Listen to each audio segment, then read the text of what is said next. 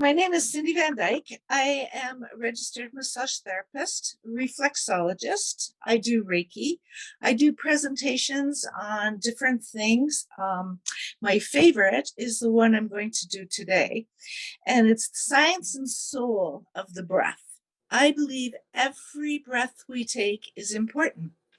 We get our first breath the moment we're born, and the last one the moment we die. And every breath in between can be used for something. We have different techniques we can learn to influence the breaths we take. Today, we're going to talk about the purposes and the benefits of some of these techniques, as well as the techniques themselves. First, I want to talk about the basics. We have one main breathing muscle, and I can't stress this enough. It's our diaphragm, the muscle here under the rib. So this is our main breathing muscle. We have secondary ones in our neck here, the scalenes, but this is our breathing muscle down here. So it's above the belly button and just below the ribs. And if you can master breathing from this diaphragm, then you really master the wisdom of the breath. So if you just take a moment and place your hand just below your ribs and above your belly button, as you breathe in, that hand should expand out. And as you exhale, that hand should come in. So as you inhale, your hand comes out, and as you exhale, it comes in. You want to bring your breath right down to that muscle, and you want that muscle to work. The more that muscle works, the healthier you get.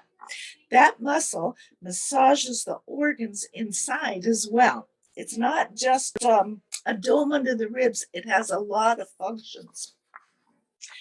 So if you just try that and just see if it works for you, because if it doesn't work that way, I have some techniques that can help. Sometimes people are backward breathers and they pull their belly in when they inhale. So when they inhale, they go, and the belly comes in. That is not a good thing. That causes so much stress in our body. If you look at a new little baby, if you look at them when they're breathing, their belly goes up and down, up and down, up and down, and it's just amazing to watch. So when they inhale, their belly rises, and when they exhale, their belly comes down. And that's exactly what we want to do. But as we age, with stress, unhealthy postural habits because of work or hobbies, and influenced by advertising images where we hold our belly in tight, our lower body becomes so tight and our head gets bent down. We're like this, our postural things change. So if you take a deep breath and you lift the chest and shoulders up towards your ears like this, if you go, and you lift it up, that is so bad. That causes chronic stress. That causes headaches. That causes neck tension. That causes pain in the back between your shoulder blades. That's one of the things that people do all of the time and they don't even realize it. So if you could take a couple of minutes right now and just close your eyes and see if you can bring your shoulder blades down. Just let your shoulders drop down and see them come down, feel them come down, because it's an unconscious thing. It's just an unconscious thing for our shoulders to come up, up, up, up. It's stress and it's improper breathing. So just feel that for a moment. Just let those shoulders come down. Take a breath, let the belly rise, and then let the belly come in as you exhale. I find when most people think about this, their shoulders do drop down. It is such an unconscious thing to rise them. Now, think of mason jars, 2-pint mason jars. That's about how much the average person inhales in their lungs. Is like a lung on either side is about as much oxygen as those 2 pints. But Our lungs are equipped to bring in 2 gallons. Like, think of a gallon of bleach or a gallon of vinegar in each hand. That's how much we're supposed to bring in. That's how much the ribs and the elasticity of the muscles in between the ribs, that's how much we can expand. That's how much oxygen we need. We don't do that. We do these little pint jars, which is really not the best for us. So I'm going to stop talking just for 1 minute, and I just want you to close your eyes, and I just want you to feel the belly expand and contract. And I'm going to time it. So we're just going to go for 1 minute. So just close your eyes, breathe in, feel the belly fill, and feel it release. And again.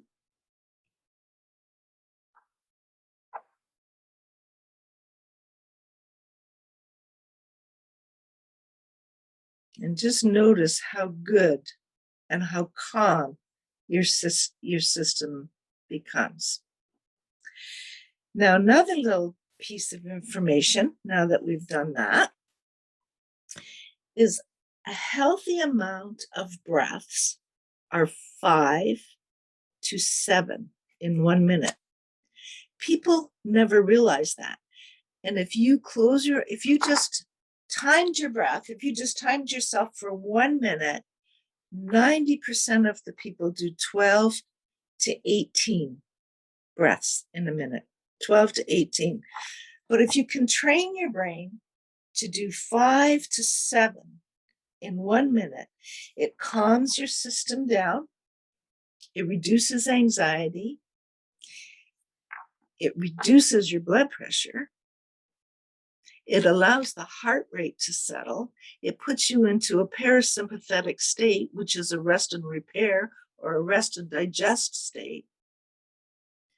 So if you want to do that sometime on your own, just count your breaths in 1 minute, do a little stopwatch or do it on your cell phone, just do 1 minute timer and see how many breaths you're taking in a minute. It would probably surprise you. Dr. Richard Brown and Dr. Patricia Gerbarg have done so much research on this subject. And what they found is when we practice slowing our breath down until it feels normal to breathe 5 to 7 breaths a moment, we totally reduce our anxiety, we enhance our concentration, and we can balance our emotions. And emotions are a big thing. These 2 doctors teach this drug-free technique drawn from yoga, Buddhist meditation, Chinese Qigong, and Orthodox Christian monks, which help us activate communicative pathways between the body and the mind by impacting our brain and our nervous system. And this is the breath they do. It's very interesting. This is how they do this. You inhale to a count of 4. You hold your breath for a count of 4. You exhale to a count of 6. And you hold for a count of 2. That sounds complicated, but it's not. I'm going to do it really slow. It's a 4-4-6-2 breath. Any breath you do, you always want to exhale longer than you inhale. You need to get all of that stale air out so that you can bring more air in. So you inhale to a count of 4. So it would be like 1, 2, 3, 4. Hold 2, 3, 4. Exhale 2, 3, 4, 5, 6. Hold 2. If you can write that down and practice that every once in a while, that's what slows your breath down to 5 to 7 breaths a minute. That's what reduces your anxiety. That's what helps you control your emotions. That's what makes your blood pressure come down. That's what calms your system. 4, 4, 6, 2. Inhale to a count of 4. Hold to a count of 4. Exhale to a count of 6. Hold for a count of 2 and start all over again. And then we have an amazing technique to help us fall asleep, also used with the breath. And that when you inhale to a count of 4, you hold for a count of 7, and you exhale to a count of 8. That one's easy. And as a therapist, I have taught this to many clients who use it, and they love it. It works every time. And even if you have to get up during the night to go to the washroom, or you have a bit of a fitful night, and so you have fallen asleep, and then you wake up and you do this breath, it'll help you fall right back to sleep. So you inhale to a count of 4, you hold it for 7, and then you exhale longer. You exhale 8. You count to 8 as you exhale. Then, if you do this breath and you put your tongue on the roof of your mouth, just behind your upper front teeth, your jaw relaxes. You can't hold tension. It just, when you put your tongue there, the teeth cannot clench together. So your jaw relaxes, which allows tension and emotions to release. So it's like inhale, 2, 3, 4, hold, put your tongue there, 2, 3, 4, 5, 6, 7, and then exhale. And you just feel everything go. If you repeat these steps, you'll fall asleep and you'll have a very restful sleep.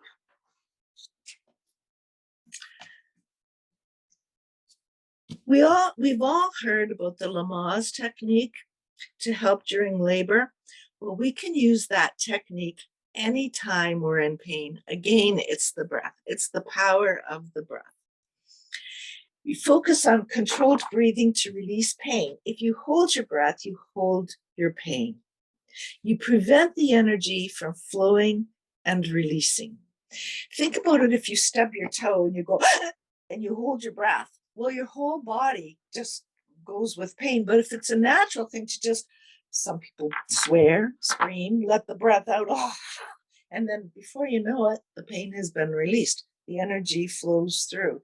And that's what you do in the Lamaze technique with child delivery. You like, with each contraction, you breathe, you release the pain, you let the energy flow through. A deep breath in through the nose and out through the mouth, especially with sound, is extremely releasing, or it's a letting go breath. If you feel the pain and you hold your breath, you're just going to hold that energy and hold that pain. So you want to let go. You can use, now this is interesting to me because you can use your breath to strengthen your abdominals.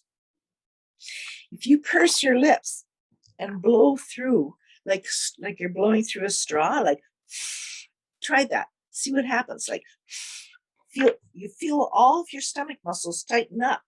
It's a pursed breath, like everything tightens. You feel your stomach. Plus, your diaphragm's got to work hard to push that air out. So you're strengthening that diaphragm muscle, which is, like I say, your main breathing muscle. So that to me is phenomenal. If you can do some exercises for your stomach without the sit-ups. And this, when you do that breath, that also massages and invigorates your organs. Again, it's pursed lips and forcing the air out. So it's then you have a complete full breath, which is your healthiest breath. And that one you want to bring on a count of 3, or actually it doesn't even matter if you count. You want to feel your breath. You want to feel it come down into your belly, so your belly rises. Your ribs expand like an accordion. They'll come wide. And then your sternum lifts. So you've got 3 areas that you want to fill with air as you inhale. And if you when you get really good at it, you can even feel the ribs in the back fill. So everything expands and it makes space. It makes space for your heart, makes space for the circulation.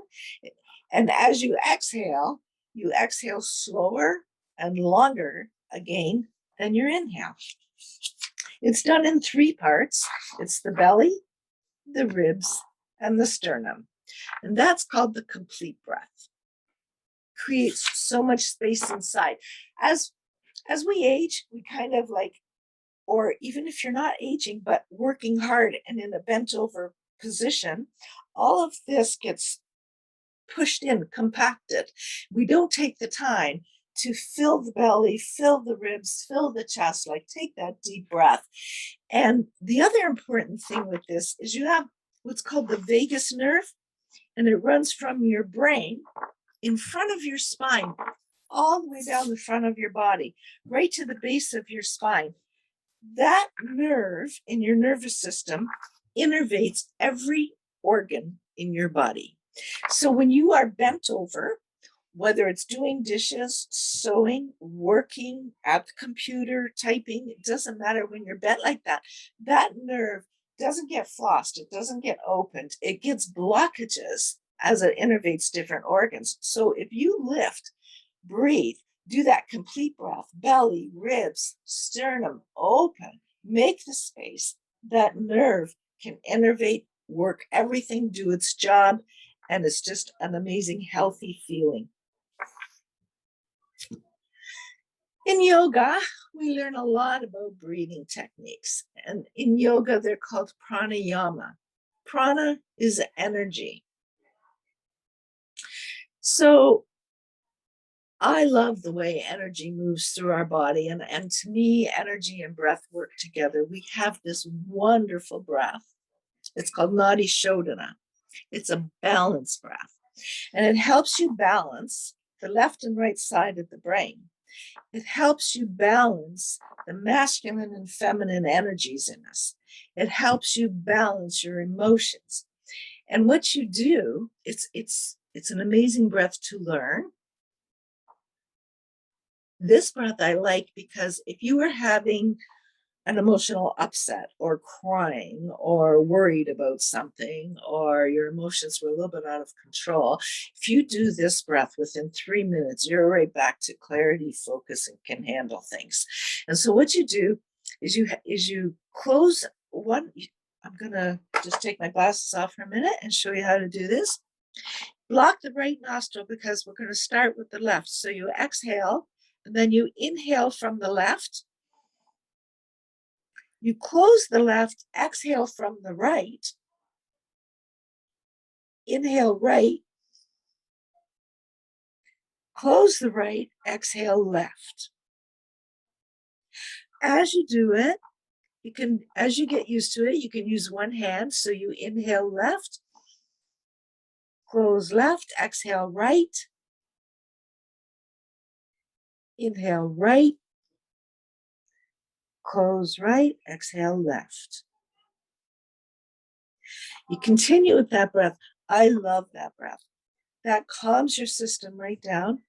It brings you into clarity and focus and balance, and everything needs balance. Even our day has balance. We have sun and moon. We have daylight and darkness. We have black and white. We have yin and yang. We have a left and right side of our brain. We have masculine and feminine energies. Everything needs to be balanced. When we're out of balance, we're out of what they call homeostasis, which is balance for the body. Your cells need balance in order to stay healthy. This breath is the best breath ever. It's called Nadi Shodhana, or the balance breath. So let's just take a moment and actually do it and just see. You'll just see. I'm gonna put my timer on here because I think it's important. Okay, I have my thing going here. Okay, let's go. We're going to do 2 minutes. Exhale left. Inhale left. Exhale right. Inhale right. Close the right. Exhale left. Inhale left.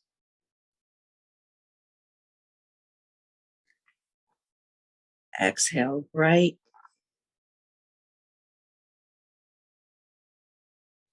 Inhale right. Exhale left. Just continue at your own pace. I'm watching the clock. You will notice your breaths will get slower and deeper. Your body will become calmer. That's only 1 minute, and I'm sure you can feel it.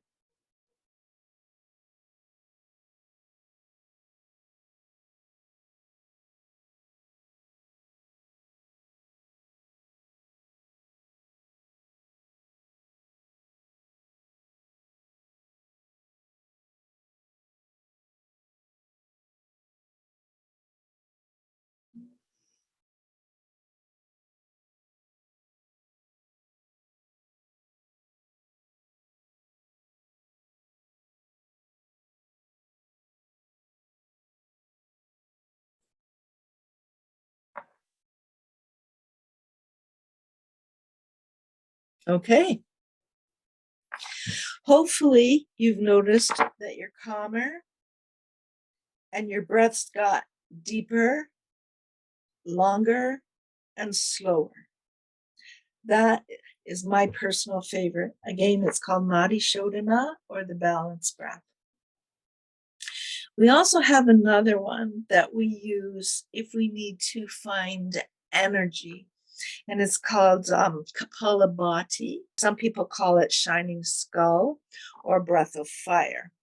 And that is a breath where it brings energy in, it heats up the body, it has you moving faster, and you work your diaphragm and you work it very strongly. So I'm going to stand so you can see what I'm doing. So you inhale, and your diaphragm is right here. So as you exhale, you push that diaphragm in. So you inhale, and then you work that diaphragm. That's called Kapalabhati. And if you do that, you're pushing out the old, pushing out the old, pushing out the old, and then bringing in the new and pushing it out and pushing it out. Before you know it, you have such a flow of energy going through your system. You've got heat, you've got energy, and you've got some fire going on. That's also good to do when you feel really sluggish. So that's, again, Kapalabhati, breath of fire, or shining skull. Now, if you do it, and the reason they call it shining skull, this is kind of important. The reason they call it shining skull is because if you do it for a long time and you're not used to doing it quickly, you can get a little bit dizzy. So you have to be careful with that when you kind of want to be seated while you're doing that one. We also have in yoga, I love the breaths because nobody thinks about breathing. You just breathe, you know, and it's the only function we have that is autonomic and automatic. Like you can control it, and yet it happens anyways, even if you don't control it. And all these things that I'm showing you are the ways you can control it to help yourself. To me, that's fascinating. So then we have what's called the ocean breath, and that's a control breath. And that's mainly in the throat. So it's like a vibrational sound in the back of the throat as you breathe in and out. It kind of sounds like the waves of an ocean. It's like a really deep whisper. And this brings us control, focus and control. And then we have the bee breath. And this is to release a busy brain. This one is interesting. You kind of want to do it when you're alone because people will think you're nuts. But have you ever seen a child, like they plug their ears and they go, they're not listening to you, and all they hear is their own sound inside their head, and they're not listening to you, they're not focusing, they don't care, everything's gone. But that's exactly what the bee breath is. You plug your ears and you just hum. You hum on the inhale and you hum on the exhale. So it's just like, and you just sing. And that's another one that the longer you do it, the deeper and the longer and the slower your hum becomes. The reason you want to do that is because it takes your brain and it gets rid of those monkeys up there. You can't be thinking about cooking dinner if you're busy listening in your head, this voice going, and you can't hear any external distractions. They're gone because you've plugged your ears. So it's kind of a savior, but you don't want to do it. Don't want to do it around other people. They might take it wrong, but it's a very healthy breath for you. It's a great busy brain breath. So we have some really interesting everyday pieces of wisdom with the breath. Always, always exhale when lifting something heavy for two reasons. One, you prevent injury, and two, you double, if not triple, your strength. So if you're lifting something heavy, that's when you scoop down, you get it, and it's like as you lift. If you hold your breath, you're like the pain, you're holding your strength. Okay, so you don't want to hold your breath. You want to exhale. Also, if you hold your breath and you're doing something heavy, you could, if there's something floating around in there that you don't really want, like an aneurysm or something, blood vessels burst, all of that kind of stuff. So you want to prevent injuries. You want to have more strength. So you exhale doing something heavy. If you go to the gym and you're working weights, you exhale at the point of the most power you need. That's really valuable information. That prevents injuries, that increases your strength. So power and strength on the exhale. Always, always inhale if you're doing something overhead. Okay? Like if you're changing a light bulb or getting a pot, trying to reach something up higher, or if you're stretching behind you for something, if you're doing anything where your back is arched, you want air in your lungs. You want air in there, because if you don't, if everything's like kind of scrunched in there and a rib moves her a little bit, you could puncture a lung. So you want air in there. You want space. You want space to protect yourself, to elongate your spine, to open. You want space on any kind of a back bend, any kind of an arched thing for anything. When walking up the stairs, this one is amazing. So remember that diaphragm, that muscle at the bottom of the ribs? Well, if you're going, again, I have to stand up so you can kind of see what I'm doing. So every time you take a step, you go, you push that air out, like the muscle comes in almost like that shining skull breath, like use the diaphragm to, I'm going to pretend I'm going upstairs. So it's like,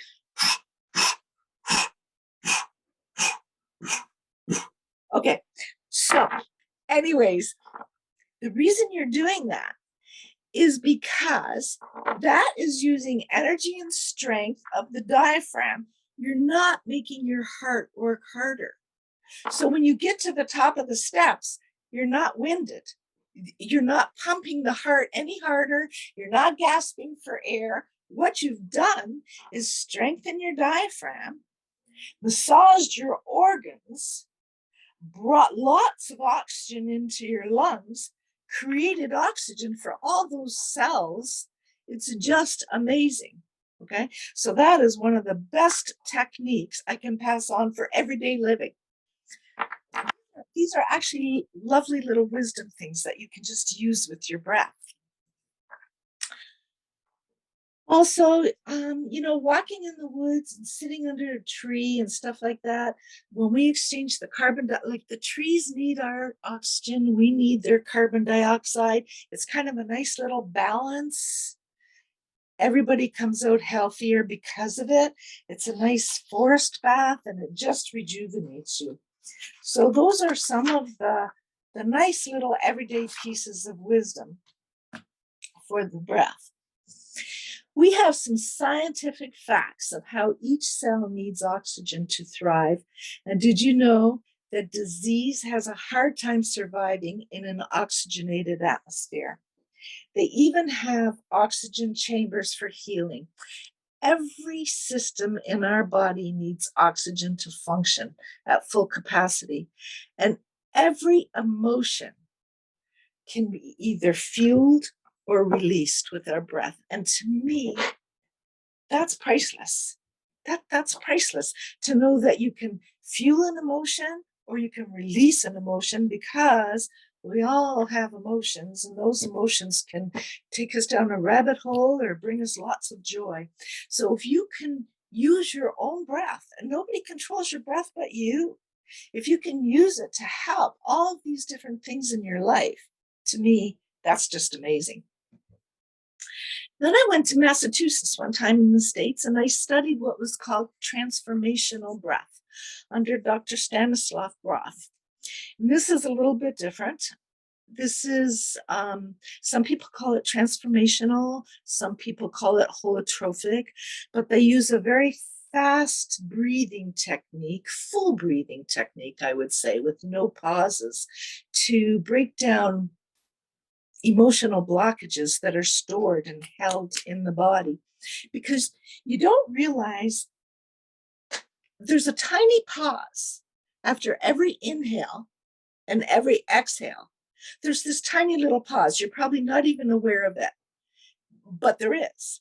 And so when you do these transformational breaths, you don't have that pause. You have a continuous breath, a continuous breath. And this continuous breath that they do, it's psychotherapists that do this. When they use this technique, this continuous breath, they get the energy flowing and they integrate the whole system.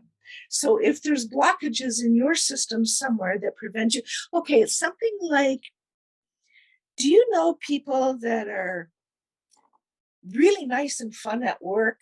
They're on and they're really good people and everybody loves them at work and it's all good. But then when they're home, they're a whole different person. All that bubbly stuff is gone. They're kind of, I don't know, sometimes depressed or sad or not, I don't know, mood, sort of like this.